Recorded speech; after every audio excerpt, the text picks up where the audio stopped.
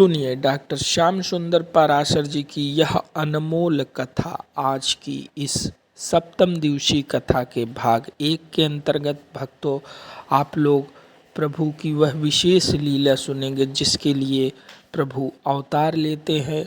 हर युग में भगवान का अवतार क्यों होता है, इस संबंध में विशेष कथा आज यह सुनाई जाएगी द्वादशी के शुभ अवसर पर भक्तों, तो ध्यान से कथा सुने। श्री राधे राधे।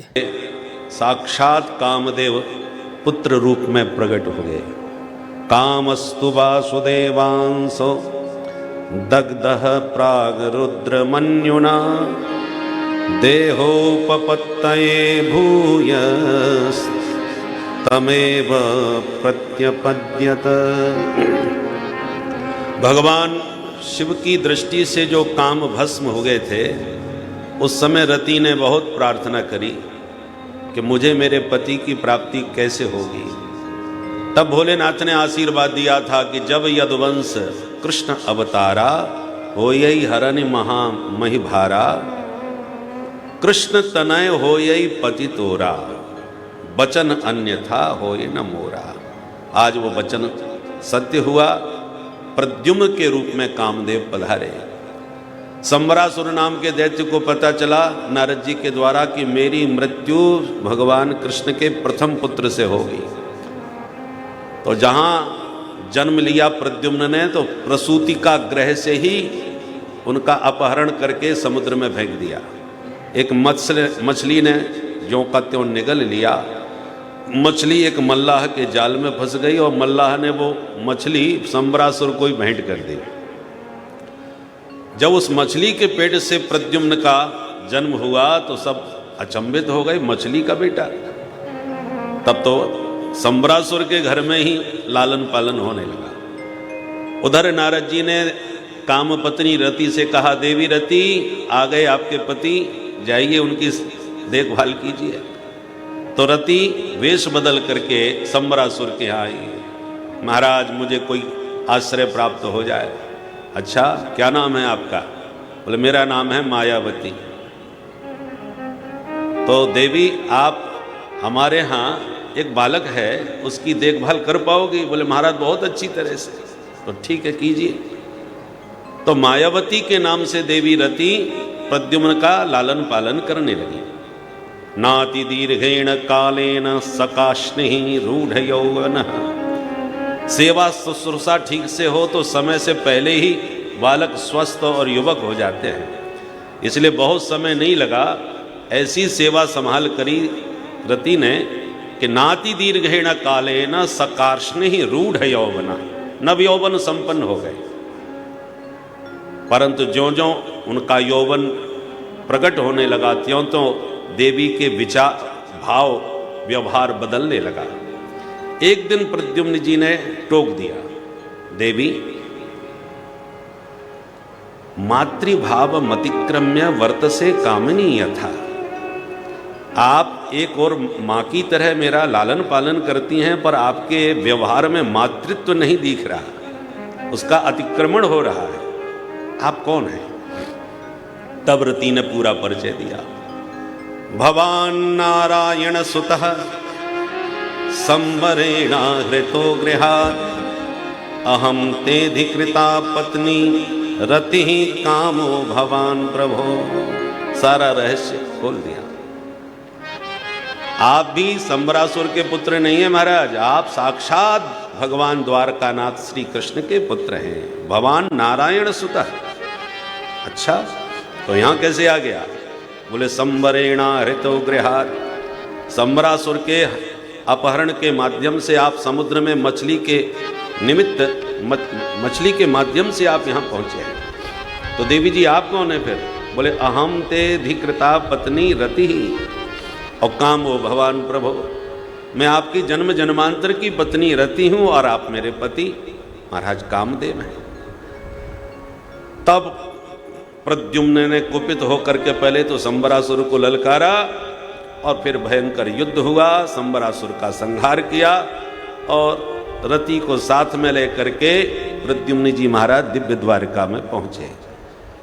भगवान श्री कृष्ण के साक्षात प्रतिबिंब उनको देखकर जितनी रानी पटरानियां प्रभु की थीं वो सब लज्जित होने लगी कि द्वारकानाथ आ गए। केवल रुक्मिणी के हृदय में वात्सल्य उमड़ने लगा प्रद्युम्न को देखकर। मन में सोचने लगी मेरा भी बच्चा न जाने कौन दुष्ट अपहरण करके ले गया, कदाचित वो जिंदा होता या होगा तो ऐसा ही लग रहा होगा, इतना ही बड़ा हुआ होगा।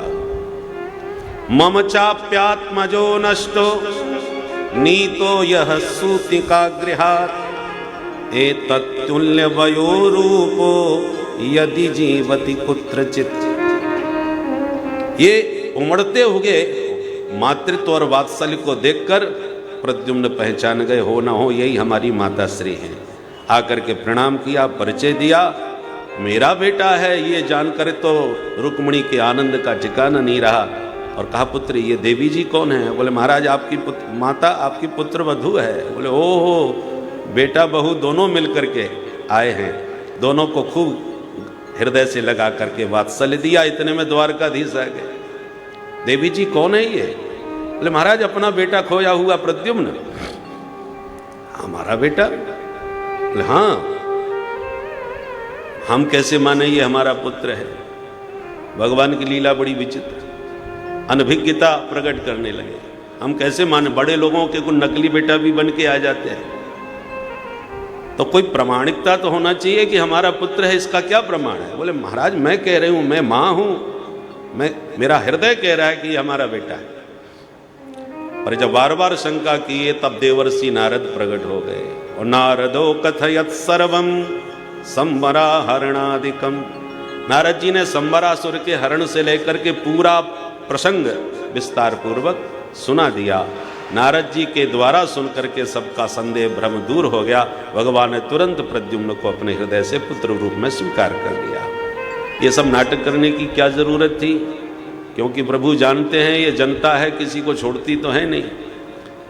और कल ये लोग कहने लगेंगे कि न जाने किसका बेटा है, अपना बना करके बैठा लिया, तो जनता में विभ्रम पैदा भविष्य में हो, उसको दूर करने के लिए भगवान ने पहले ही संशय प्रकट करके नारद जी के द्वारा सबका संदेह दूर करा दिया और फिर पुत्र रूप में स्वीकार किया।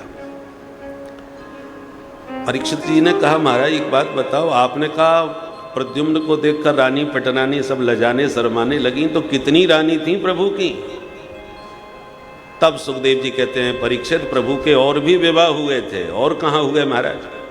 बोले सत्राजित नाम का राजा था, उसने स्यमंतक नाम की मणि प्राप्त की थी भगवान सूर्यदेव की कृपा से, जो 8 भार सोना प्रतिदिन देती थी। 20 तौले का एक भार होता है, सोचिए कितना सोना देती हो, और सूर्य के समान प्रकाशवान। उस मणि की चोरी भगवान को लगा दी, जबकि उसका छोटा भाई प्रद्युम्न, वो छोटा भाई उसका प्रसेन था, जो मणि पहन के शिकार खेलने गया और शेर के हाथों मारा गया। शेर उस मणि को लेके जंगल में गया तो जाम्बवती जी ने उसे मार करके मणि निकाली और अपनी पुत्री जाम्बवती को प्रदान कर दी। परंतु सत्राजित ने कहा कि मेरी मणि पर यादवों की दृष्टि थी, निश्चित रूप से श्री कृष्ण के लिए उन्होंने मणि मांगी थी, मैंने मना कर दिया था, इसलिए कृष्ण के संकेत पर ही मेरे भाई की हत्या हुई है। और देवी जी से कहा देवी मुझे संदेह है, परंतु जब तक कोई साक्ष्य न मिले तब तक किसी से चर्चा मत करना। ठीक है महाराज, माताओं का स्वभाव जगत प्रसिद्ध है, यदि ये कह दिया जाए किसी से कहना मत तो समझ लो हो गया प्रचार। जब बहुत नहीं रुका गया तो एक पड़ोसिन के यहाँ जाके उसने कह दिया देख बहन एक ऐसी बात है जो आज तक मैंने काऊ से ना कही। ऐसी कौन सी बात है? बोले पहले ये बता काऊ से कहेगी तो ना। अरे बहन मैंने तेरी बात आज तक काऊ से कही है, जल्दी बता। तो बता दिया। बोले ऐसा जमाना आ गया बहन, हमारे देवर जी मणि पहन के गए थे तो श्री कृष्ण ने उनकी हत्या करा के मणि अपने कब्जे में कर लिया, पर कोई साक्ष्य नहीं है, इसलिए कहने सुनने से कोई लाभ नहीं। ये बात मैंने सिर्फ तुझे बताई है, किसी से कहना मत। पड़ोसिन बोली जैसे तूने आज तक काऊ से ना कही वैसे मैं भी ना कहवे बारी मोह का मतलब। वहां ने जाके अपनी सहेली से कह दी और करणे करणे जपंजना, कान कान में बात फैल के भगवान के कान में पहुंच गई। भगवान को लगा अब यदि मणि का पता नहीं चला तो यह कलंक हमको ही लगेगा, तो निकल पड़े। जामवंत की गुफा तक पहुंच गए अन्वेषण करते। अंत में भगवान ने कहा हम अकेले जाएंगे, 12 दिन में आ जाएं तो ठीक है, नहीं तो आप लोग लौट जाइएगा। प्रभु अकेले ही प्रविष्ट हो गए और जामवती ने अचानक प्रभु को आते देखा तो थोड़ी डर गई, आवाज लगाई तो उनके पिता जामवंत जी दौड़ के आए और फिर भगवान को एक मुक्का मारा तो 2 मुक्के भगवान ने भी जमा दिए। फिर तो क्या 2 मुक्केबाजी प्रारंभ हुई। 27 दिन तक भयंकर युद्ध चला, द्वंद्व युद्ध। 28वें दिन उठा के भगवान ने जामवंत जी को पटका और इतने मुक्के मारे कि नस नस ढीली कर दी। जामवंत जी बोले पहचान गया प्रभु आप ही मेरे राम जी हो, क्योंकि द्वंद्व युद्ध में मेरे प्रभु के अतिरिक्त मुझे कोई पराजित नहीं कर सकता। बोलो राधे राधे राधे राधे। जब राम रावण युद्ध हुआ तो भगवान ने जब अयोध्या में आकर के सत्ता को स्वीकार की तो सब बानर भालुओं से कहा आप लोगों ने बहुत श्रम किया मेरे लिए, सेवा करी, जो चाहो सो मांगो। जिसने जो चाहा सो दिया। पर जब जामवंत जी से कहा कि आप बताइए आपको क्या चाहिए, जामवंत जी बोले महाराज एक निवेदन करना चाहता हूँ। क्या? बोले राक्षसों से लड़ भिड़ के बहुत देख लिया, आनंद नहीं आया, हमारा मन संतुष्ट नहीं हुआ। जो बराबरी का कोई होता जिससे 2-2 हाथ करके मन खुश होता कि हाँ कोई टक्कर का मिला। एकमात्र रावण ही था जो मुझे लगता था कि मेरी टक्कर का है, पर मैंने उसे आपके लिए छोड़ रखा था, दूसरा कोई नजर आया नहीं। क्या कहना चाहते हैं? बोले सरकार रावण को तो आपने निपटा दिया, अब हमारा मन हो रहा है एक बार आपसे ही 2-2 हाथ हो जाए तब संतुष्टि मिले। भगवान बोले सुनने वाले सब आश्चर्य में। इतिहास का सबसे भयंकर युद्ध हुआ जिसकी कोई तुलना नहीं की जा सकती।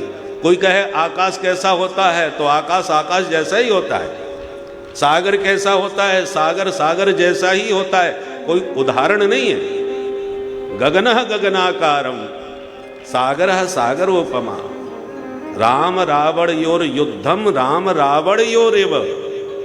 राम रावण युद्ध कैसा हुआ? बोले राम रावण युद्ध जैसा ही हुआ, कोई उदाहरण नहीं है। और इसने भयंकर युद्ध में जामवंत जी कहते हमें टक्कर का कोई नहीं मिला।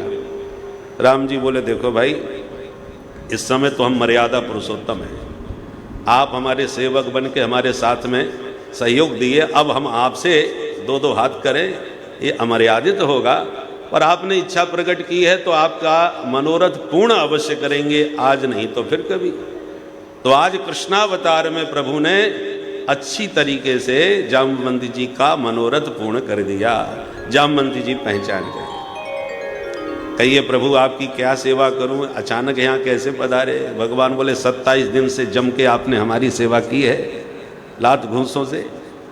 अब आने का कारण यह है कि मणि आपके पास है और चोरी हमें लगाई जा रही है, इसलिए मणि हमको दीजिए, अपना कलंक मिटाएं। जामवंत जी बोले महाराज ये मणि तो हम अपनी बेटी को भेंट कर चुके, पुत्री को दिया हुआ धन पिता नहीं लेता, अब ये मणि मैं आपको कैसे दूं? भगवान बोले फिर क्या करें बताओ? बोले एक ही उपाय समझ में आता है कि आप मेरी पुत्री से विवाह कर लीजिए और दहेज में हमसे मणि ले लीजिए। भगवान बोले भाई जैसी आपकी मर्जी। जंगल में मंगल हुआ, धूमधाम से जामवती का प्रभु से विवाह करके जामवंत जी ने विदा किया।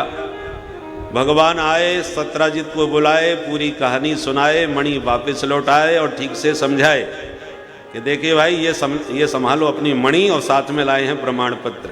पूछिए इनसे कि ये मणि कहाँ थी, इतने दिनों से आपके कारण जनता में कैसी चर्चाएं होने लगी थी। लोग कहने लगे थे ये बचपन का ही चोर है, पहले माखन चोर था अब मणि चोर हो गया, तो कितनी अपकीर्ति हुई। परंतु जब सत्य उजागर हुआ सबके सन्मुख तो वही जनता जो कह रही थी तो बचपन के चोर है, वही कहने लगे हम पहले ही कह रहे थे भैया द्वारकानाथ के यहाँ किस बात की कमी है। इस दुष्ट को लज्जा भी नहीं आई, भगवान द्वारकाधीश के ऊपर इसने चोरी लगाई। 1 मिनट में भाषा बदल गई। ये जनता की हवा है, कब किधर वो चल पड़े कोई भरोसा नहीं। बोलो राधे राधे। राधे राधे। अब सत्राजित का घर से निकलना दूभर, जहां जाए वहीं गाली खाए। एक दिन प्रभु से बोला, प्रभु बचा लो, नहीं जनता मुझे गाली खा खा खिला खिला के मार डाली। भगवान बोले, हम किसका मुंह बंद करें भाई, पहले हमको गाली दे रहे थे, अब आपको। बोले, सबका मुंह बंद करने की एक चाबी है। क्या? बोले, मेरी पुत्री है सत्यभामा, यदि आप उसे स्वीकार कर लें मैं आपका ससुर बन जाऊंगा, फिर मुझे कोई गाली नहीं देने वाला सरकार। भगवान बोले, भाई जैसी आपकी मर्जी। तुरंत सत्राजित ने अपनी बेटी सत्यभामा भगवान को ब्याह दी। इस प्रकार से मणि प्रसंग में ये दो विवाह और हो गए, जाम्बवती जी के साथ और सत्यभामा जी के साथ। एक बार भगवान द्वारका से दिल्ली पधारे, इंद्रप्रस्थ नगरी, अपने प्रिय पांडवों से मिलने के लिए। एक दिन अर्जुन के साथ जमुना पार घूम रहे थे कि एक कन्या को जमुना तट पर तपस्या करते पाया। अर्जुन ने जाके पूछा, देवी जी आपका परिचय, क्या कर रही हैं आप? उसने परिचय दिया, अहम देवस्य सवितुः दुहिता पतिमिच्छति विष्णुं वरेण्यं वरदं तपः परममास्थिता। महाराज मैं सविता की दुहिता हूँ, मेरा नाम है कालिंदी। भगवान श्री हरि को वर रूप में प्राप्त करने के लिए तप कर रही हूँ। अर्जुन ने प्रभु की तरफ देख के मुस्कुराते हुए संकेत दिया, महाराज आपकी बृहस्पति बहुत जोरदार चल रही है, ये भी आपको पाने के लिए तप कर रही है। भगवान बोले, अच्छा तो कराओ परिचय हमारा। अर्जुन ने परिचय कराया, भगवान ने कालिंदी जी का पाणी ग्रहण कर लिया। ऐसे होगा ये चौथा विवाह। एक बिंद और अनविंद नाम के दो भाइयों की बहन थी मित्रविंदा, जो उज्जैन की राजकुमारी थी।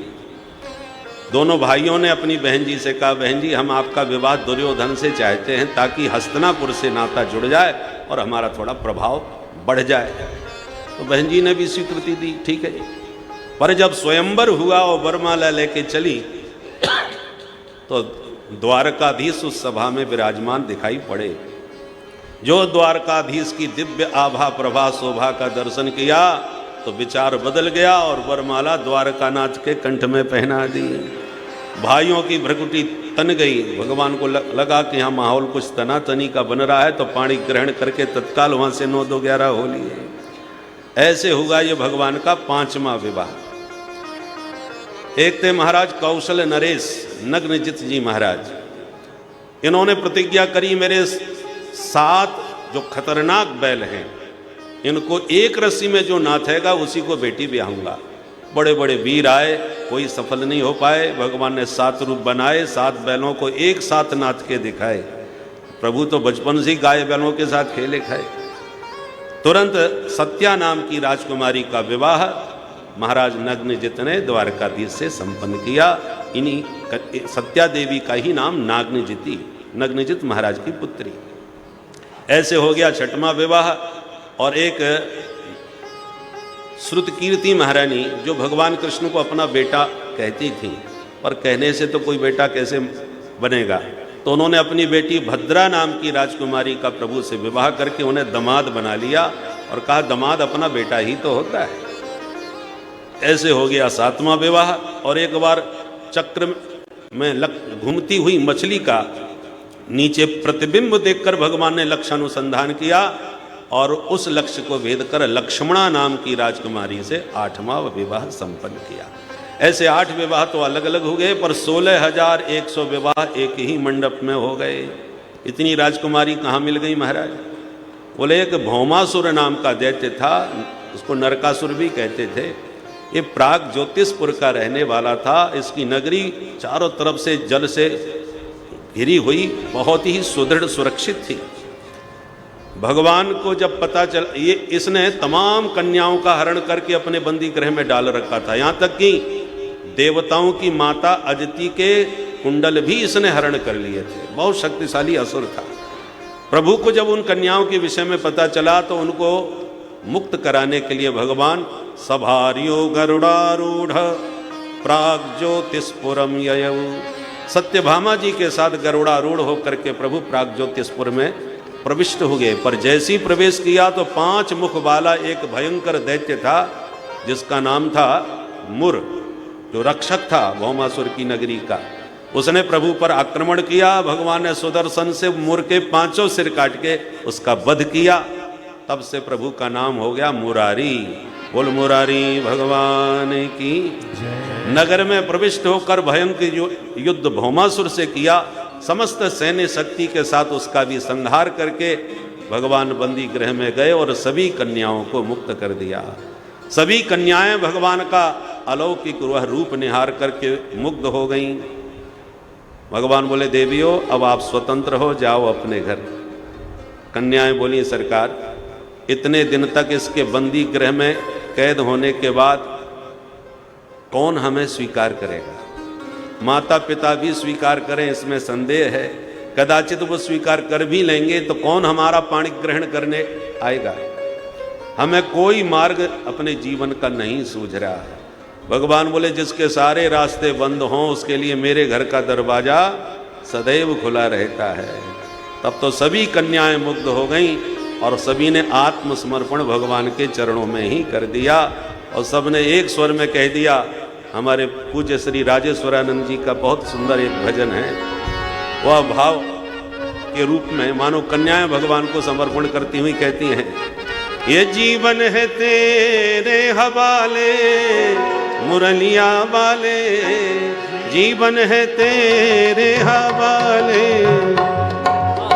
जीवन है तेरे हवाले मुरलिया वाले, जीवन है तेरे हवाले बांसुरिया वाले, जीवन है तेरे हवाले बांसुरिया वाले, हाँ बांसुरिया वाले, हाँ मुरलिया वाले, हाँ बांसुरिया वाले, हाँ मुरलिया वाले, बांके मुरलिया वाले प्यारे मुरलिया वाले, बांके मुरलिया वाले प्यारे मुरलिया वाले, जीवन है तेरे हवाले बांसुरिया वाले, जीवन है तेरे हवाले मुरलिया वाले, हम हैं बंसी तेरे अधर की, हम हैं बंसी तेरे अधर की, हम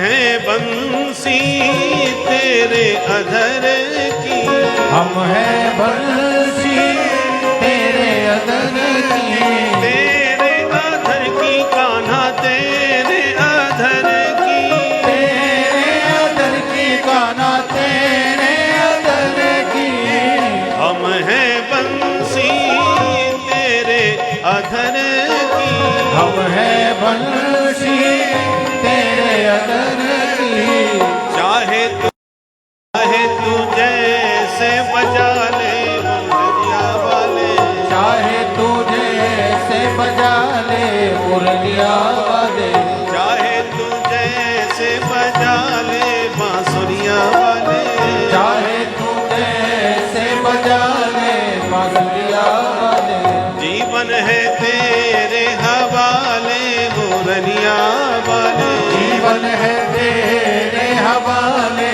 मुरलिया श्री राधे।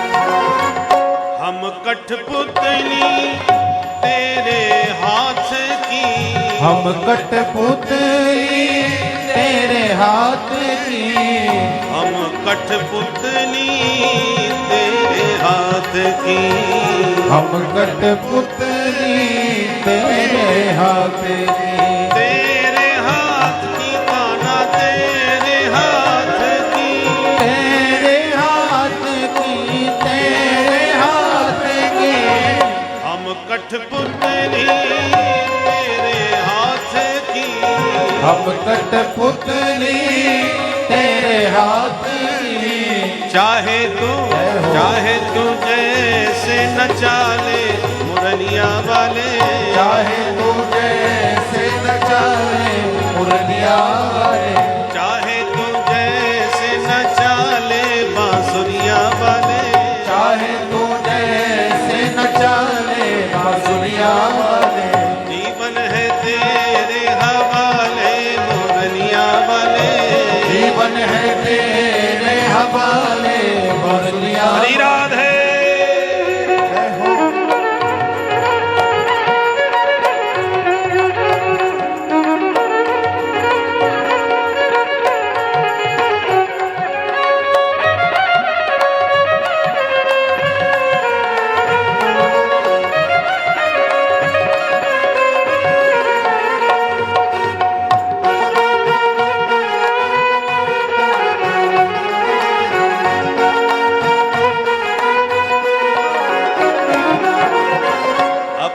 चरण की दासी बना के, अपने चरण की दासी बना के, अपने चरण की दासी बना के, अपने चरण की दासी बना के, दासी बना के कान्हा दासी बना के, दासी बना के कान्हा दासी बना के, अपने चरण की दासी बना के, अपने चरण की दासी बना के, वृंदावन में बसा ले मुरलिया वाले, वृंदावन में बसा ले मुरलिया वाले, वृंदावन में बसा ले बांसुरिया वाले, वृंदावन में बसा ले बांसुरिया वाले, बांके मुरलिया वाले प्यारे मुरलिया वाले, बांके मुरलिया वाले प्यारे मुरलिया वाले, बांके मुरलिया वाले प्यारे मुरलिया वाले, बांके मुरलिया वाले प्यारे मुरलिया वाले, जीवन है तेरे हवाले मुरलिया वाले, जीवन है तेरे हवाले मुरलिया वाले, जीवन है तेरे हवाले बांसुरिया वाले, जीवन है तेरे हवाले बांसुरिया वाले, हो मुरलिया वाले, हो बांसुरिया वाले, आहा बांसुरिया वाले, बांसुरिया वाले, हो मुरलिया वाले, हो मुरलिया वाले। बोल बंसी वारे की जय श्री द्वारिकाधीश की जय जय जय श्री राधे। तो इस प्रकार से अब भगवान के पूरे विवाह कितने हो गए? 16,108। ये द्वारकाधीश के ठाठ। समय पाकर के प्रत्येक रानी से फिर 10-10 बेटा हुए और एक एक बिटिया भाई। अब भगवान के बच्चों की संख्या कितनी थी वो आप लोग घर में जाके लगा लेना हिसाब। 16,108 गुणित 10 बराबर बच्चों की संख्या कितनी हुई? 1,61,080। इतने बेटा हुए। फिर धीरे धीरे बच्चे बड़े हो गए, फिर बच्चों के विवाह हुए, फिर बच्चों के बच्चे हुए, और एक दिन वो आया कि भगवान के परिवार की संख्या हो गई 56 करोड़। 56 करोड़ संख्या का भगवान का अपना निजी परिवार था। किसकी हिम्मत होती जो कह देता कि महाराज सब परिवार पधारिए। बोलो राधे राधे। राधे राधे। इतना प्रभु का निजी परिवार था। और आजकल हम लोग कहते हैं संख्या बहुत बढ़ गई, भाई जनसंख्या बढ़ रही है, नाराज लगा दिया, हम दो हमारे दो। आजकल इसमें भी संशोधन कर दिया, ना ना दो भी ज्यादा हैं, हम दो हमारा एक, बस एक ही बहुत है। अब जरा सोचिए। और हम लोग प्राय यही कर रहे हैं, एक या दो, एक दो तक ही सिमट के रह गए हम। पर इसी देश में कुछ लोग कहते हैं हम 5 हमारे 25। बोलो राधे राधे। वो अपने अभियान को लेकर के आगे बढ़ रहे हैं 5 और 25 से। धीरे धीरे भारत की स्थिति क्या बनेगी भविष्य में जरा कल्पना करके देखिए। पूज्य महाराज श्री जो विराजमान है, कल उन्होंने संकेत दिया हमको। और बिल्कुल साधु संत यदि इस विषय पर चिंता नहीं करेंगे तो कौन करेगा। ये राष्ट्र सनातनियों का है, हिंदुओं का है। जब विभाग हुआ था, बंटवारा हुआ तो एक पाकिस्तान, दूसरा हिंदुस्तान। जब हिंदुस्तान में अब हिंदू अपने आप को सुरक्षित नहीं अनुभव करेंगे तो जाएंगे कहां फिर। परंतु स्थिति बड़ी विचित्र बनती जा रही है। हम लोग 2 और 1 में सिमटते जा रहे हैं। आज घर में यदि बालक का जन्म हो जाए तो आश्चर्य होता है, क्योंकि हॉस्पिटल में जाकर के ही बच्चे को हम लोग जन्म देने में सुरक्षित मानते हैं। और जब ऑपरेशन से बच्चा होगा तो 1 और 2 से ज़्यादा हो भी नहीं सकते। इसलिए इस विषय में भारत के जो कर्णधार हैं उनको बहुत गंभीरता से कोई निर्णय लेने की आवश्यकता है क्योंकि आज जब हम निश्चिंतता से न शोभा यात्रा निकाल पाते हैं, यहाँ की स्थिति तो अलग है, बाकी प्राय पूरे देश में देखें तो कब कहाँ से कब पत्थर बरसने लग जाएं कोई भरोसा नहीं। ऐसी स्थिति में जब आज हम लोग निश्चिंत नहीं हो पा रहे तो भविष्य में भारत का स्वरूप क्या होगा उसकी कल्पना करना कठिन है। इसलिए इस विषय में बहुत शीघ्र निर्णय लेना चाहिए। बोल भारत माता की जय। पर इतने बड़े विशाल परिवार में माधव मुस्कुराते हुए सदा मस्त रहते थे, कभी रुक्मिणी जी से हास्य परिहास करते रहते थे। एक दिन भगवान अपने बच्चों के साथ घूमने निकले, गर्मी का मौसम था, एक बगीचा बड़ा सुंदर सघन था, ठंडी ठंडी हवा चल रही थी, भगवान को बड़ा सुंदर लगा। भगवान बोले बच्चों अब हम यहीं आराम करते हैं वृक्ष के नीचे, आप लोग थोड़ा सा खेलो कूदो। तो बच्चे गेंद खेलने लगे, खेलते खेलते बच्चों की गेंद कुएं में गिर गई। दौड़ के देखा तो कुएं में बहुत विशाल गिरगिट पड़ा हुआ था। बच्चे दौड़ के आए, प्रभु इतना बड़ा गिरगिट भी नहीं देखा। भगवान गए, गिरगिट को बाहर निकलवाए, पर जैसे ही गिरगिट का स्पर्श किया उसका शरीर छूट गया और उसमें से एक दिव्य महापुरुष प्रकट हो गया। भगवान बोले को भगवान, श्रीमान जी आप कौन हैं?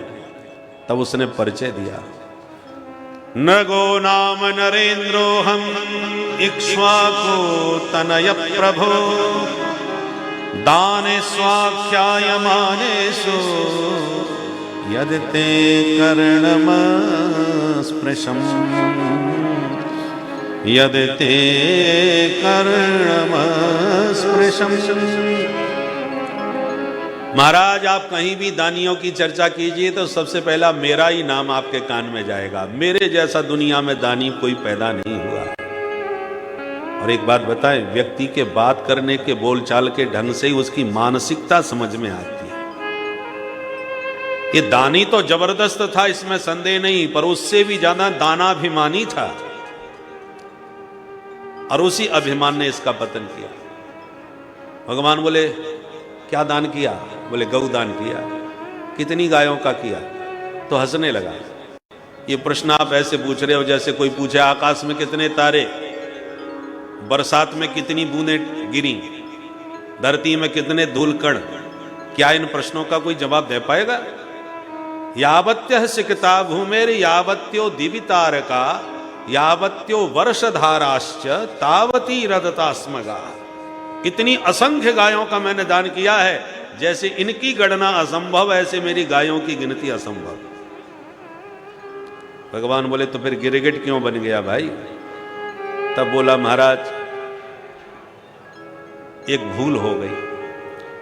एक ब्राह्मण की गाय भागकर मेरी गायों में मिल गई, मैं उसे अपनी समझ करके दूसरे ब्राह्मण को दान कर दिया और उस गाय को लेकर दोनों ब्राह्मणों में झगड़ा। झगड़ते मेरे पास आए, समस्या सुनाई। अब मैं धर्म संकट में पड़ गया।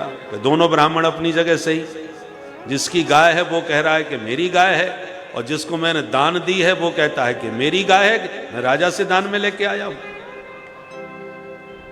समाधान मेरे से भी कुछ नहीं सूझा।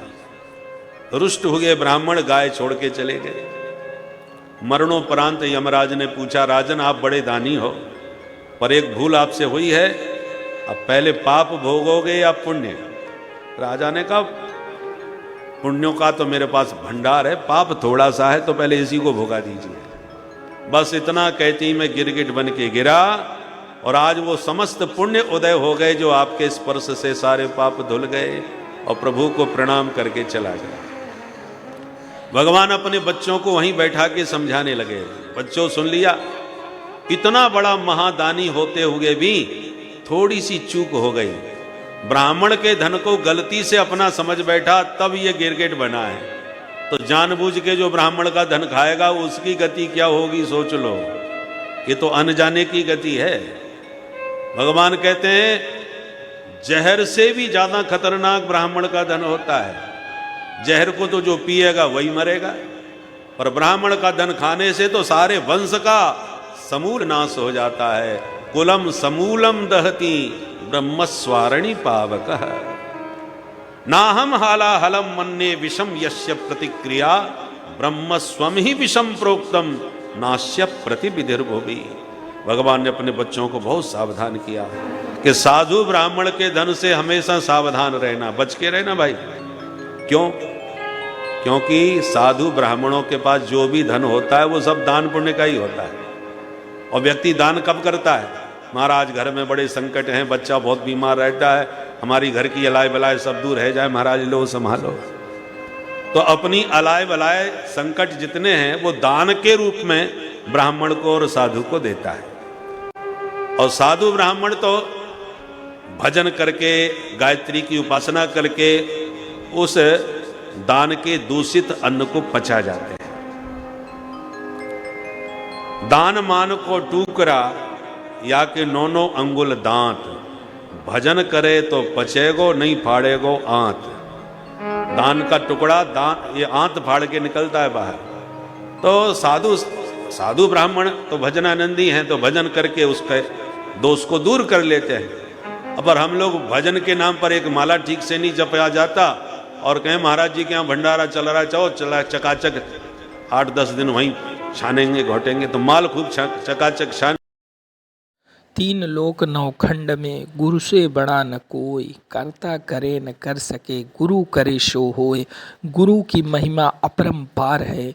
गुरु, साधु, ब्राह्मण, इन सब का सम्मान आप करें, जिससे आपके जीवन में हमेशा बढ़ोतरी ही होगी, कल्याण ही होगा। गलती से भी इनका अपमान यदि आपसे हुआ तो यह जान लीजिए कि आपके ग्रह और नक्षत्र उल्टे हैं, जिसके कारण आपसे यह भूल हुई।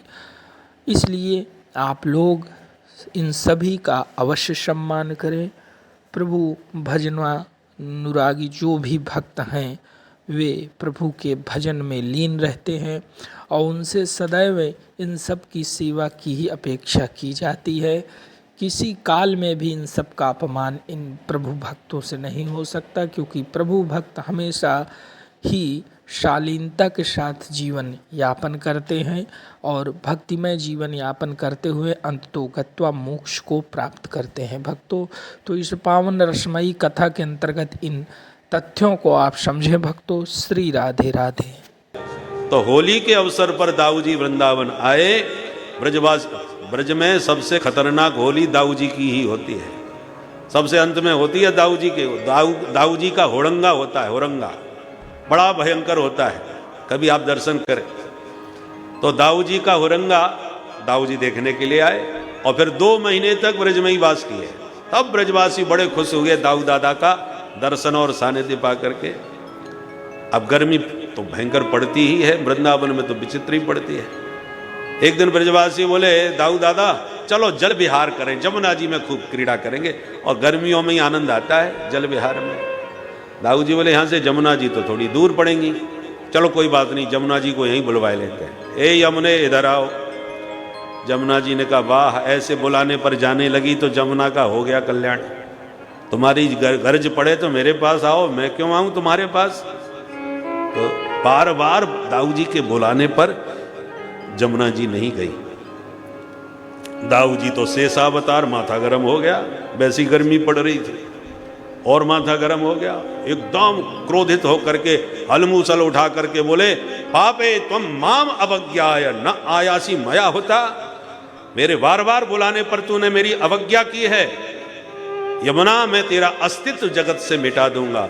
और जैसी हल से जमुना जी को खींचा, यमुना महारानी कांप गई, तुरंत दिव्य रूप धारण करके दाऊ जी के चरणों में गिरी, स्तुति करने लगी।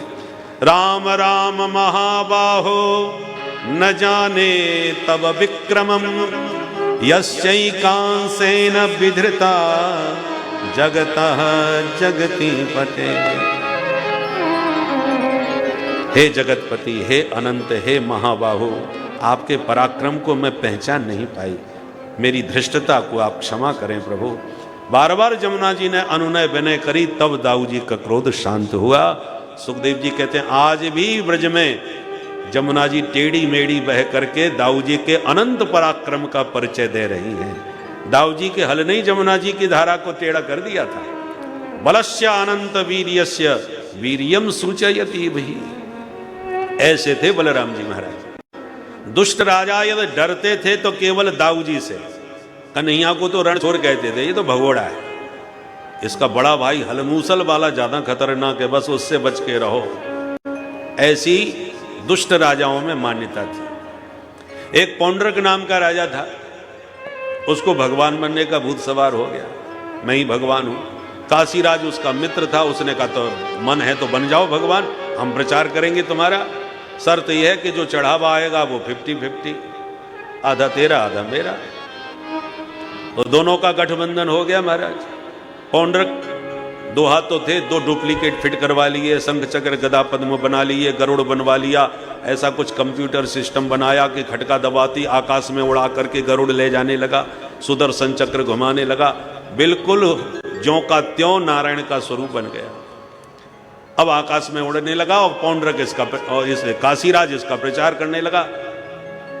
जैसे ही आकाश से उड़ता हुआ पौंड्रक जाता तो ये जनता को बुला करके उसका प्रचार प्रसार करता, बोल पौंड्रक भगवान की। भोले भाले भक्तों का यही हाल है, चाहे जिसकी जय बुलवा लो, बोलो राधे राधे। राधे राधे। तो भोली भाली जनता काशीराज के बहकावे में आ गई और पौंड्रक भगवान की जय जयकार होने लगी। और ये सच में भगवान नारायण आ रहे हैं, देखो चतुर्भुज रूपधारी, चतुर्भुज वाले की जयकारा तो प्रसिद्ध ही है। तो काशीराज ने प्रभावित कर दिया जनता को, खूब चढ़ावा आने लगा। पौंड्रक बोला भाई माला माल हो गए, आनंद आ गया खूब, हम तो सच में भगवान बन गए। काशीराज बोला भगवान तो बन गए, माल भी खूब आ रहा है, पर थोड़ी कमी अभी भी है। अब क्या कमी है? बोले आजकल ये जो कृष्ण है ना, इसको भी लोग भगवान कहते हैं। ये काहे का भगवान है? अपनी जन्मभूमि मथुरा छोड़ के भागता फिर रहा है। अरे भगवान तो आप हैं पौंड्रक महाराज, हम आपको भगवान प्रतिष्ठित करेंगे। कमी सिर्फ एक है कि जो लोग उसको भगवान मानते हैं उसको बंद करना पड़ेगा। मैं चाहता हूं धरती पर एकमात्र भगवान आप ही हो, दूसरा कोई नहीं। कैसे होगा ये? बोले मेरी बात मानो, मैंने गुप्तचरों से पता लगवाया है कि उसका हलमूसल वाला जो बड़ा भाई है वो बहुत खतरनाक है, और इस समय वो छुट्टी मनाने वृंदावन में होली मनाने गया है, और कृष्ण द्वारका में बिल्कुल अकेला है। यही मौका है तुम्हारे लिए, लड़ने की जरूरत नहीं, केवल एक धमकी भरा पत्र लिख दो। वो महा डरपोक है, तुम्हारे पत्र की धमकी से ही डर के मारे भाग जाएगा, और जहां वो डर के भागा कि तुम्हारा झंडा लहरा जाएगा। एक छत्र आपका ही राज्य होगा, धरती पर आप ही भगवान अकेले रहेंगे। मूर्ख और शंख दूसरों के फूंकने से बचते हैं। इसकी बुद्धि में बात बैठ गई, लिख दिया पत्र, भेज दिया दूत। दूत ने दरबार में जब द्वारकाधीश को पत्र दिया, उद्धव जी ने आगे बढ़ के लिया। भगवान बोले उद्धव पढ़ो क्या लिखा है। उद्धव जी ने जैसे ही पत्र पढ़ा तो खूब हंसे। भगवान बोले क्यों, ऐसा क्या लिखा है भाई? उद्धव जी बोले सरकार आप तो नकली निकल पड़े, असली भगवान तो धरती में अब पैदा हुए हैं, पत्र में यही लिखा है। अच्छा किसने लिखा है, जरा पूरा पढ़ो। बोले सरकार ये पौंड्रक अपने को वासुदेव मान करके पत्र में लिख रहा है। वासुदेवो वतीड़ो हम एक एव न चापरः भूतानाम अनुकंपार्थम त्वं तु मिथ्याभिधाम त्यज। हे कृष्ण, व्यापक ब्रह्म वासुदेव मैं हूं, जो जीवों पर कृपा करने के लिए धराधाम पर प्रकट हो चुका हूं। त्वं तु मिथ्या, तू झूठा है, अपने को भगवान कहलाना बंद कर, मेरी शरण में आ जा। सुन के भगवान को भी हंसी आ गई, सारी सुधर्मा सभा हंसने लगी। ये भगवान कौन पैदा हो गया भाई? दूत से कहा भाई अपने भगवान से जाके कहो वो यहाँ आने का कष्ट न उठाएं, हम कल ही उनसे मिलने उनके घर आ रहे हैं, जाओ। दूत ने ला करके पौंड्रक से कह दिया कि द्वारकाधीश ने कहा वो कल आपसे मिलने यहीं आएंगे। इतना सुनते ही घबरा गया। पौंड्रक ने काशीराज से कहा क्यों रे मूर्ख, तूने कहां फंसा दिया मेरे को? तू कह रहा था वो डरपोक है, धमकी से भाग जाएगा, भागना दूर रहा, वो मेरे ही घर में आ रहा है मुझसे मिलने। इसका मतलब मिलने नहीं आ रहा, मुझे ठिकाने लगाने आ रहा है। तेरी मूर्खता के कारण मैंने इतना बड़ा खतरा मोल ले लिया। अरे अच्छा वाला चढ़ावा आ रहा था, खूब चकाचक माल छन रहा था, अब मैं उससे कैसे निपटूं बताओ? काशीराज ने कहा देखो मित्र, भगवान बनना है तो थोड़ी बहुत तो रिस्क उठानी पड़ेगी। अरे हम भी तो हैं तुम्हारे साथ खड़े, तुम अकेले थोड़ी हो, आने दो, करेंगे दो दो हाथ। ठीक है भाई। दूसरे दिन भगवान दल बल के साथ पहुंचे। काशीराज ने कहा वो आ गया, तू भी दिखा अपना प्रभाव। खटका दबाया और गरुड़ पर उड़ के पहुंच गया आकाश में और घुमाने लगा सुदर्शन चक्र पौंड्रक। भगवान को देख के बड़ी हंसी आई। देखो तो इस बहरूपिया को कहीं से भी कोई कसर नहीं छोड़ी, नेक भी, बिल्कुल ज्यों का त्यों डुप्लीकेट बन गया। पर कुछ भी हो, मेरा रूप बनाने के लिए मेरा कितना इसने चिंतन किया होगा। तो चिंतन तो मेरा किया ही है, चलो इसको अब अपना असली रूप प्रदान कर दूं। और युद्ध करते भगवान ने इसका वध किया और उसे सारूप्य मुक्ति प्रदान कर दी। बोल द्वारिकाधीश की जय। और इसको भड़काने वाले काशीराज का भी सिर काट के काशी में फेंक दिया। इस प्रकार से जितने भी दुष्ट राजा जहां जहां भी थे, विनाशाय च दुष्कृताम, उन सभी दुष्टों का भगवान ने संहार करके पृथ्वी का भार उतारा। एक दिन नारद जी महाराज ने निवेदन किया कि प्रभु पांडव राजसूय यज्ञ करना चाहते हैं, कृपा करके आप पधारे।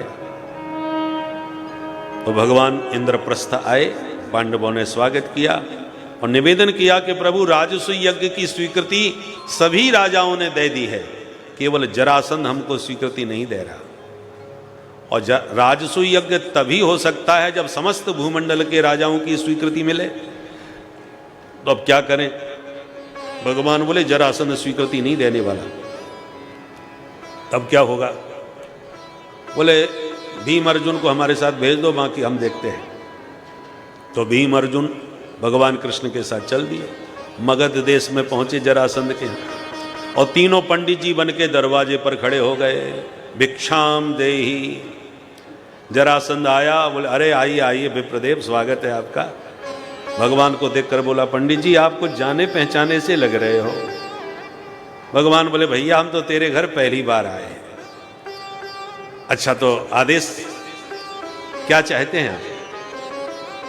भगवान बोले युद्धम नो देहि राजेंद्र द्वंद्वसो यदि मन्यसे, युद्धार्थिनो वयं प्राप्ता राजन्नानन्न कांक्षिणः।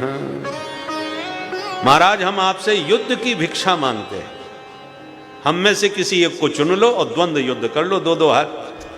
जरासंध ठहाका मार के हंसा।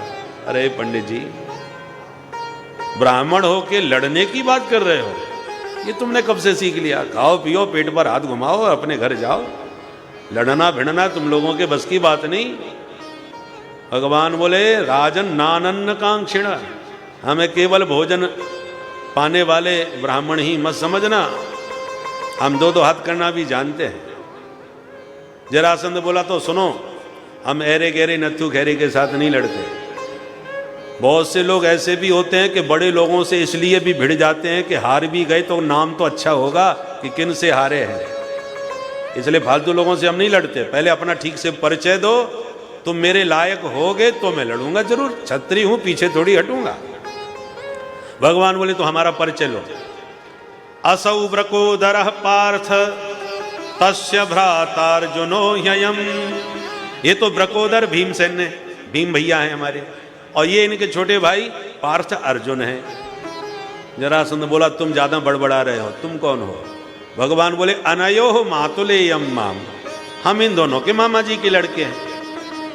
जरासंध बोला तेरा कोई नाम नहीं है जो इनके मामा के लड़के का मैं हिसाब लगाता फिरूं। तब भगवान बोले कृष्णम जानी हते रिपुम, हम तुम्हारे बहुत चिर परिचित शत्रु द्वारकाधीश कृष्ण हैं।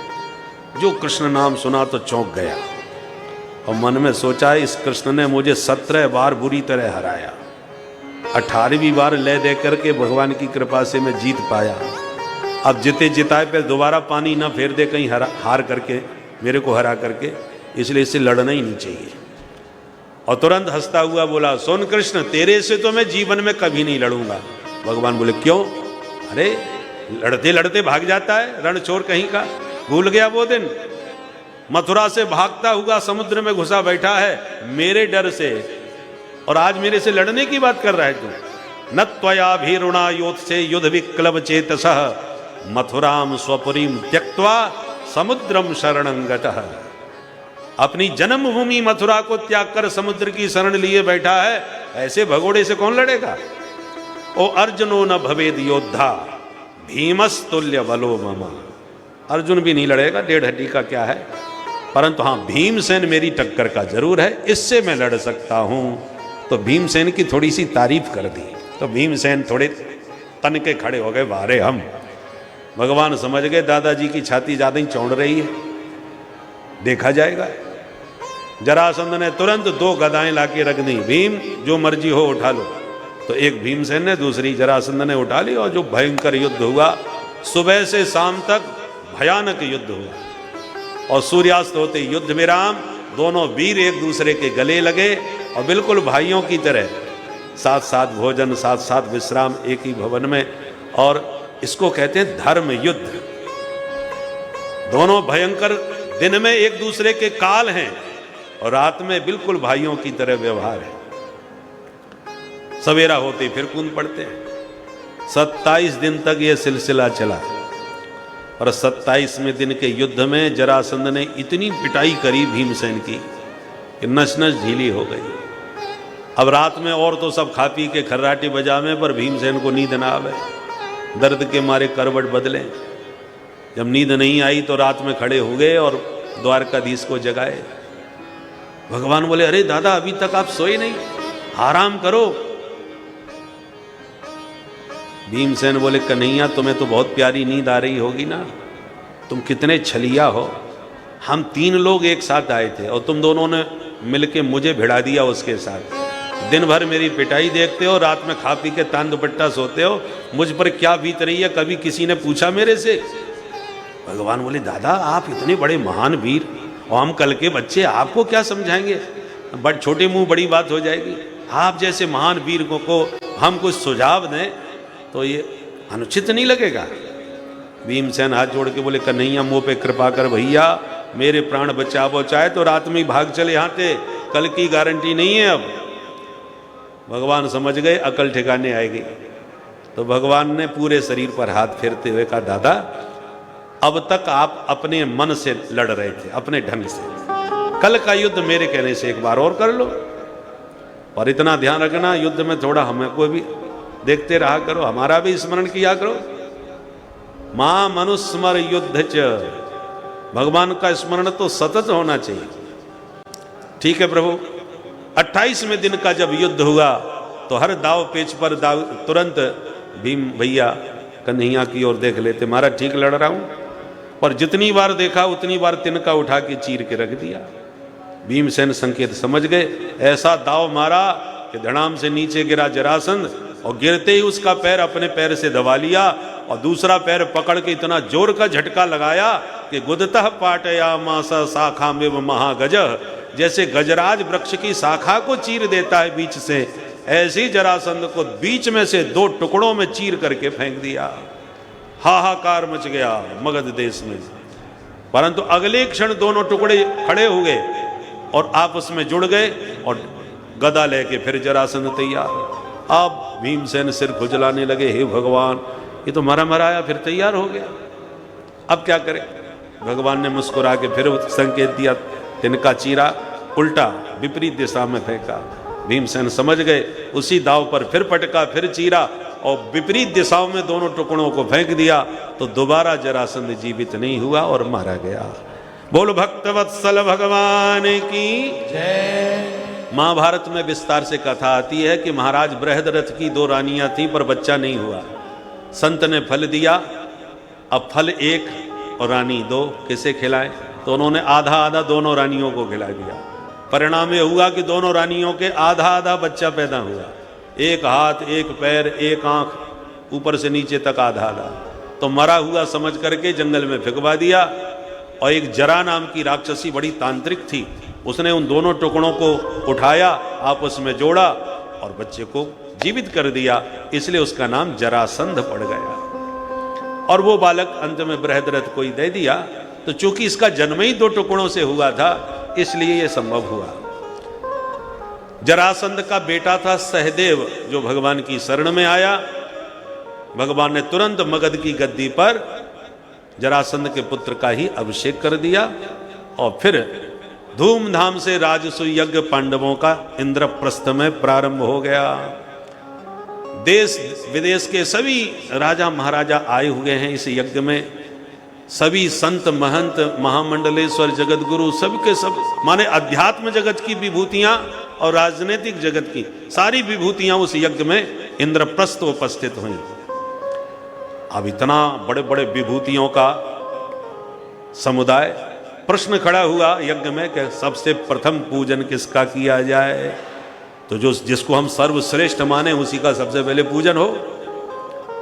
अब इस पर थोड़ा मतभेद हुआ तो सहदेव उठ के खड़े हो गए और उन्होंने कहा, भाई मेरी दृष्टि से तो भगवान द्वारकाधीश से बढ़कर कोई नहीं हो सकता, बाकी आप लोग जो समझे।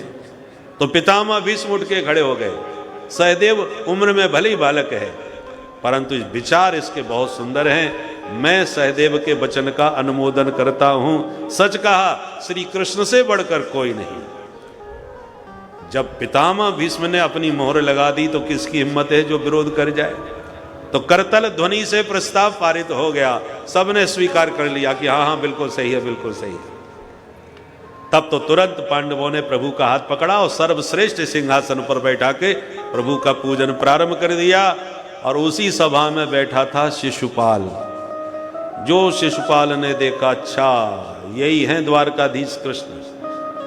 मैं उस दिन का अपमान कभी नहीं भूल सकता कि दूल्हा बन करके दुल्हन लेने के लिए मैं गया था, बारात के साथ बैंड बाजे लेकर के, और दुल्हन लेके ये भाग गया था। बिना दुल्हन के मेरी क्या दुर्दशा और विडंबना हुई। आज मैं इसको नहीं छोड़ूंगा। तो तिल मिला के खड़ा हुआ और जो गालियों की बौछार करी। ईशो दुरत्यय काल इति सत्यवती श्रुति वृद्धानाम अपि यद बुद्धिर बाल वाक्यर विविद्यते। अभी तक हम शास्त्रों में सुनते पढ़ते थे कि काल बड़ा बलवान होता है, पर आज मैंने समय की बलिहारी देख ली कि इस ग्वारिया कृष्ण का इतनी बड़ी सभा में प्रथम पूजन किया जा रहा है, जिसके खानदान का ठिकाना नहीं, जो कहीं का राजा महाराजा नहीं, आदि आदि। जो ऐसे अपशब्द बोले, पांडव तलवार तान के खड़े हो गए। हम अपने प्रभु का अपमान कदापि स्वीकार नहीं करेंगे। तो शिशुपाल के समर्थन में भी ढेर सारे राजा तलवार तान के खड़े हो गए। बोले, सावधान, चेदी नरेश को अपनी बात कहने का पूरा अधिकार है, अभिव्यक्ति की आजादी होनी चाहिए। बोलो राधे राधे। राधे राधे। उनको भी अपने विचार प्रकट करने का पूरा अधिकार है। और आजकल अभिव्यक्ति की आजादी के नाम पर आप कुछ भी बोल सकते हैं। देश की राजधानी के भीतर बैठे हुए नवयुवक कहते हैं भारत तेरे टुकड़े होंगे, और उन पर कोई प्रतिबंध नहीं, स्वतंत्रता है, अभिव्यक्ति की आजादी है। तो गाली पर गाली देना चालू कर दिया शिशुपाल ने। भगवान ने तुरंत समझ लिया कि ये तो विश्व युद्ध छिड़ने वाला है, क्योंकि विश्व की सारी हस्तियां यहां बैठी हैं। अभी दो भागों में विभक्त हो जाएंगे और महाविश्व युद्ध होगा। तो भगवान ने अपने ही पक्षधर पांडवों को इशारा किया, भाई आप लोग सब बैठ जाइए, क्योंकि ये कोई पराया नहीं, हमारा ही भाई है, हमारी बुआ का लड़का है ये शिशुपाल। इस नाते हम ममेरे फुफेरे भाई हुए। तो जो भी निर्णय होगा हम दोनों भाइयों के बीच में होता रहेगा, तीसरे किसी को बीच में आने की जरूरत नहीं है। दो पक्षीय वार्ता होने दो, तीसरे पक्ष की हमें कोई आवश्यकता नहीं है, इसलिए कोई बीच में ना आवे। जब भगवान ने ऐसा कह दिया तो पांडव शांत बैठ गए और प्रभु के पक्षधर शांत बैठ गए। तो शिशुपाल के जो पक्षधर राजा थे वो भी शांत बैठ गए, पर शिशुपाल शांत नहीं हुआ। वो गाली पर गाली देखता गया, गोविंद खड़े खड़े सुनते गए और गिनते गए। जैसे ही 100 गाली पूरी हुई, भगवान बोले, सावधान शिशुपाल, तुम्हारी मां मेरी बुआ लगती है, और बुआ को मैंने वचन दिया था कि तेरे 100 अपराध में क्षमा करूंगा। वह वचन मैंने निभाया। अब आगे मत बोलना भैया। और यह कहां रुकने वाला था। जो इसने 101 गाली दी तो सिरक्षुरांत चक्रेण जहारा पतितम रिपोह। एक झटके में प्रभु की अंगुली में सुदर्शन प्रकट हो गया और एक झटके में उसका सिर काट करके अलग कर दिया। जैसी शिशुपाल का सिर कटा, एक दिव्य प्रकाश उसके शरीर से प्रकट होकर भगवान में समा गया। आप जितने दुष्ट राजा बैठे थे यह दृश्य देख करके कांप गए। आप उसमें बोले गड़बड़ करेंगे तो यही हालत अपनी भी हो सकती है। अब बोलो मत, जो हो रहा है होने दो, शांत रहो, फिर कभी देख लेंगे। एक शब्द भी किसी राजा के मुख से नहीं निकला इस घटना पर, सब शांत रहे। भगवान ने सारे विश्व समुदाय को स्पष्ट संदेश दे दिया कि हम भारतीय स्वभाव से ही सहिष्णु होते हैं। हम लोगों का मूल मंत्र है सर्वे भवन्तु सुखिनः, सर्वे सन्तु निरामयाः, सर्वे भद्राणि पश्यन्तु मां कश्चित् दुख भाग भवे। हम स्वप्न में भी कभी किसी को कष्ट देना नहीं चाहते। केवल हम सनातनी हैं जो नारा लगाते हैं विश्व का कल्याण हो। केवल भारत का नहीं, केवल सनातन का नहीं, समस्त विश्व के कल्याण की कामना हम सनातनी करते हैं। सहिष्णुता हमारे स्वभाव में है, शांति प्रिय हम लोग हैं। परंतु जब हमारी शांति प्रियता और हमारी सज्जनता को कोई कायरता समझने लगता है, हमारी सज्जनता को कोई हमारा कायरपना समझता है कि तो डरपोक हैं, कुछ बोल ही नहीं सकते, तो फिर हमारे पूर्वजों ने, ऋषियों ने एक दूसरा मंत्र भी हमको सिखा दिया है। क्या? सठे साठ्यम समाचरेत। जो जिस भाषा में समझता हो उसको उसी भाषा में समझाना चाहिए। हर जगह शांति के गीत अच्छे नहीं लगते। भैंस के सामने बीन बजाने से कोई फायदा नहीं, वो संगीत नहीं जानते। बस उसके लिए तो डंडा दिखा दो, मारने की जरूरत नहीं, केवल डंडा दिखाने की जरूरत है, वो तुरंत अपने सही चाल पे आ जाएंगे। उसी प्रकार सज्जनों के लिए सज्जनता की भाषा अच्छी है, पर दुर्जन जो सज्जनता की भाषा नहीं जानते उनके लिए तो यही सूत्र कामयाब होता है, सठे साठ्यम समाचरेत। हम लोग कितने वर्षों से शांति के कबूतर उड़ाते रहे और पड़ोसी लोग हमको आतंकवादियों से ग्रसित, इस देश को आतंक पर आतंक से ग्रसित करते रहे, आतंकवादी भेजते रहे, हम कबूतर उड़ाते रहे। परंतु जब से हमने ये नीति बदली है, ईंट का जवाब पत्थर से देना चालू किया, घर में घुस के थप्पड़ मारना जब से चालू किया, तब से उसे अपनी औकात याद आ गई। आज कटोरा लिए विश्व में भीख मांगता दिखाई पड़ रहा है।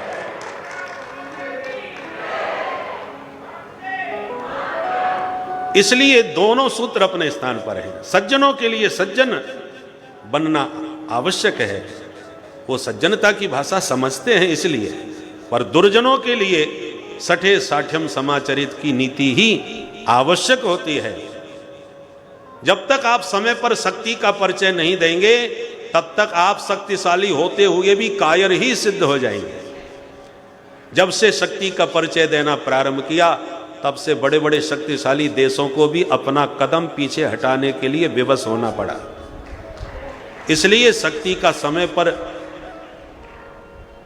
प्रकाश करना भी बहुत आवश्यक होता है। क्षमा सोहती उस भुजंग को जिसके कंठ गरल हो, उसका क्या जो दंतहीन विषहीन विनीत सरल हो। जब जहरीला दांत मुख में हो फिर भी सर्प किसी को न डसे तो कहा जाएगा बहुत ही सज्जन सर्प है भाई। विषधर होने पर भी विष वमन नहीं किया, और जब दांत तोड़ के उखाड़ के फेंक दिया जाए और फिर वो सांप कहे कि अब हम बहुत सज्जन हो गए हैं, हमने काटना छोड़ दिया है, तो ये सज्जनता नहीं है, ये कायरता है, ये विवशता है, इसको सज्जनता नहीं कहते। उसी प्रकार आप शक्ति संपन्न होते हुए भी क्षमा करते हैं तो आपकी शक्ति की शोभा है। इसलिए शक्ति उसी को देना चाहिए जो शक्ति को पचा सकता हो। अपात्र को जब शक्ति प्राप्त होती है तो वो शक्ति का दुरुपयोग करता है। शक्ति परेशान पर पीड़नाय, दुष्टों के हाथ की शक्ति दूसरों को पीड़ा पहुंचाने के लिए होती है, और सज्जनों के हाथ में जब शक्ति आती है तो दूसरों की सुरक्षा और रक्षा के लिए उस शक्ति का विनियोग होता है।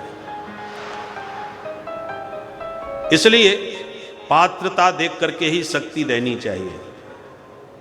द्रोणाचार्य जी महाराज, जिनका पुत्र अश्वत्थामा इतना प्यारा था कि अश्वत्थामा हतः ये झूठी खबर सुन के भी द्रोणाचार्य जी के हाथ पैर फूल गए और उसी समय मारे गए। इतना पुत्र प्रेम था, पर इतना प्रेम होने पर भी उस पुत्र को ब्रह्मास्त्र चलाना और लौटाना पूरी तरह नहीं सिखाया और अर्जुन को पूरा सिखा दिया।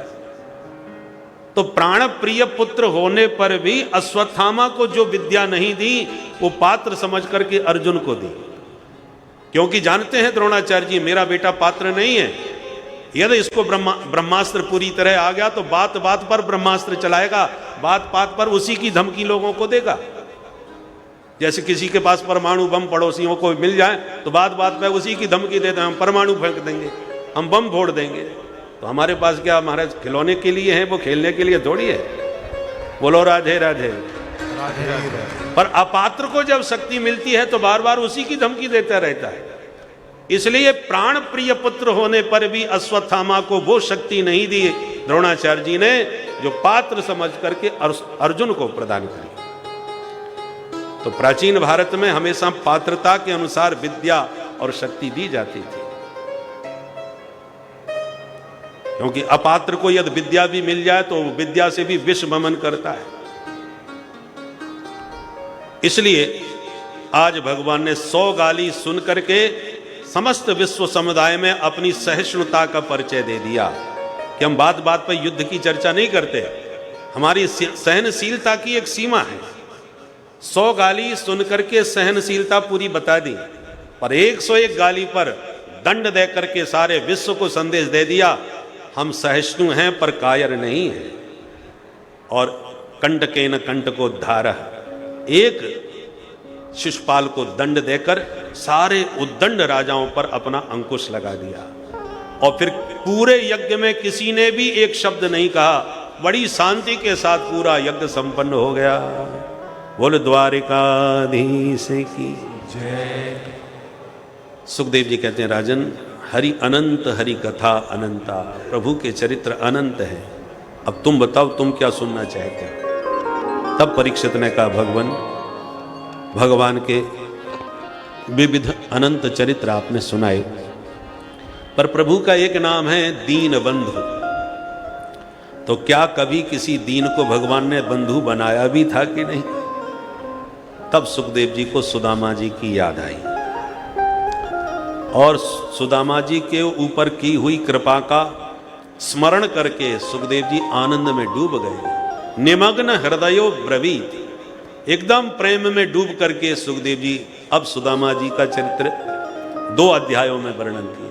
शुकदेव मुनि जो जन्म से ही भक्ति के प्रगाढ़ बिंदु हमको दिखते हैं, इस संसार में इस कलिकाल के समय के शुभारंभ में ही शुकदेव जैसे पावन मुनि इस धरा पे अवतीर्ण हुए, जो कि बचपन से क्या गर्भ से ही भक्तिमय अवस्था का पालन करते हुए अंततोगत्वा जब इनका जन्म हुआ तब इन्होंने उस समय भी संसार का त्याग किया, क्योंकि वह जानते थे संसार का सत्य।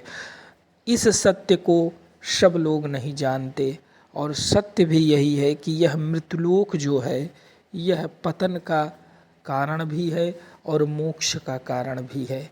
मोक्ष तभी संभव है जब इसमें आप ईश्वरत्व को प्राप्त करें। इसीलिए शुकदेव मुनि जन्म में ही संसार का त्याग करके ईश्वरत्व की खोज की तरफ निकल चुके थे और भगवान के ध्यान में अधिक समय तक लीन रहते थे। यह समय बहुत उपयोगी है, एक एक क्षण आपके हाथ से निकल रहा है। इस क्षण का सदुपयोग यही है कि आप ईश्वर का संकीर्तन करें, भजन करें, नाम जाप करें, जितना हो सके उतना, क्योंकि मन आपको भटकाने का भरसक प्रयास करेगा। माया मन के साथ मिलकर आपको भटकाने का प्रयास करती है, किंतु आपको सतर्क रहना है। इस अनमोल क्षण को व्यर्थ नहीं गंवाना है। सिर्फ कमाई ही नहीं, अपने अंतरात्मा की कमाई पर भी ध्यान देना है। प्रभु भक्ति में लीन रहे भक्तों। श्री राधे राधे। कैसे ब्राह्मण है? ब्रह्मविद वरिष्ठ ब्राह्मण है। एक तो होता है ब्रह्मविद माने ब्रह्मज्ञानी, तो ब्रह्मज्ञानी कहना ही बहुत बड़ी बात है। पर ब्रह्मविद नहीं, ब्रह्मविद तर नहीं, ब्रह्मविद तमः, तम प्रत्यय लगाया। मतलब जैसे उच्च, फिर उच्चतर, फिर उच्चतम। अब उच्चतम लग गया, फिर ऊपर उसके कोई नहीं।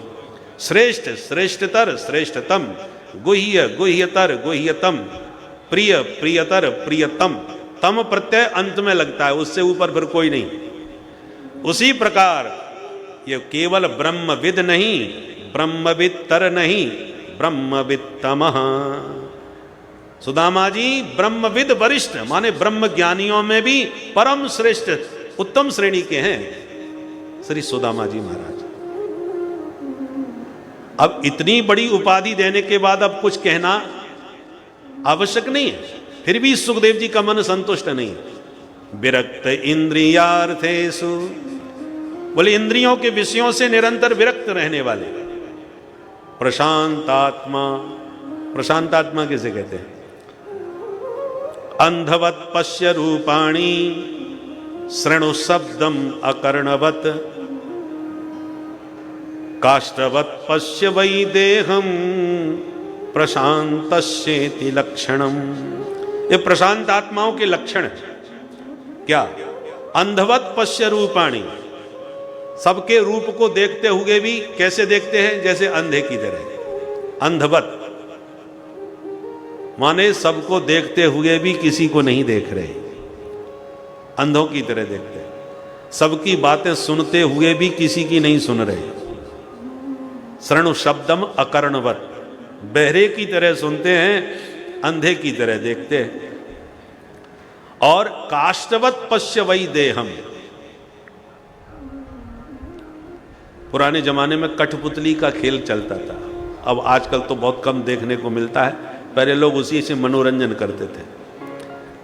यहाँ का तो प्रसिद्ध है, राजस्थान का तो सूत्रधार अपनी अंगुलियों के इशारे पर उस कठपुतली को नचाता था। नाचती हुई कठपुतली दिख रही है, नचाने वाला नहीं दिख रहा, वो छुपा रहता है।